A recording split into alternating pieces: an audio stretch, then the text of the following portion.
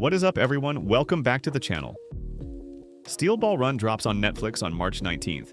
That is literally in 4 days. And if you haven't read the manga, you need to watch this video right now. Because Steel Ball Run is not just another Jojo arc. Manga readers have been saying for years that this is the greatest manga ever written. Today I'm going to tell you everything you need to know before episode 1 drops.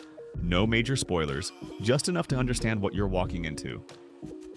First things first, do you need to have watched any previous Jojo to enjoy Steel Ball Run? The short answer is no. Steel Ball Run is a complete reboot. A brand new continuity entirely separate from parts 1 through 6. New characters, new setting, new everything. Obviously, if you've watched previous Jojo, you'll appreciate certain references and callbacks. But if you've never seen a single episode of Jojo in your life, Steel Ball Run is genuinely a perfect starting point. So let's talk about our main character. This is Johnny Joestar. Johnny is a former jockey, once considered a genius, who lost the use of his legs in a freak accident. When we meet him, he's at rock bottom. His career is over, he can't walk, and he's completely lost his sense of purpose. He is one of the most complex and emotionally rich protagonists in the entire franchise. Forget everything you know about previous JoJo protagonists. Johnny is a completely different kind of hero. And then there's Gyro Zeppeli. Gyro is a disgraced Neapolitan former executioner who seeks to win amnesty for a child on death row. He's mysterious, he's charismatic, and he has one of the most unique fighting styles in the entire series. The dynamic between Johnny and Gyro is what makes this arc so special.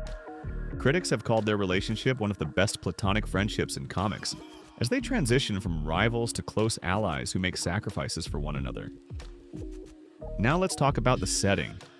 It's 1890, and riders from across the globe gather in the United States for the Steel Ball Run, a transcontinental horse race from San Diego all the way to New York City, offering a $50 million prize. That's the hook. On the surface, it looks like a massive race. But as Johnny and Gyro get deeper into it, they start to realize there is a much darker agenda behind the whole thing.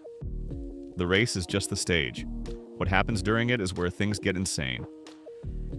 One of the first things you're going to see in episode 1 is something called the spin. Gyro is a master of a mysterious technique that involves throwing steel balls with a specific rotational force. And somehow, when one of these balls hits Johnny, it temporarily restores his ability to move his legs. This is what hooks Johnny into the race. He needs to learn the spin, he needs to understand how it works, and that obsession is what drives his entire arc. Now, without getting into spoiler territory, there is a villain in this arc that many people consider the greatest antagonist Araki has ever written.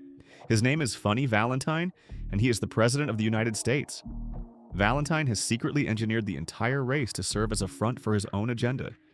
He is intelligent, he is terrifying, and his stand ability is genuinely one of the most creative and disturbing powers in the whole franchise. When he shows up properly, yes, you will understand why manga readers lose their minds over this arc. Let's talk about the anime itself. David Production is the studio behind every single JoJo season, and the same directors who handled Golden Wind are back for Steel Ball Run. The first episode is a 47-minute special, so they are clearly treating this as a major event. The trailers have looked absolutely stunning, and the hype from the anime community right now is at an all-time high. Look, Steel Ball Run is consistently voted by JoJo fans as not just the best arc in the series, but one of the greatest manga stories ever written. It functions so effectively as a standalone story that it works perfectly even for people who have never read JoJo before. The themes are deeper, the characters are more complex, and the stakes feel genuinely emotional in a way that's different from any previous arc. Steel Ball Run drops on Netflix on March 19th. That is this Wednesday. I will be dropping a full episode at One Reaction and Breakdown the same day it releases, so make sure you're subscribed and have notifications on so you don't miss it. Drop a comment below. Are you coming in as a manga reader, or are you going in completely blind? I want to know. See you Wednesday.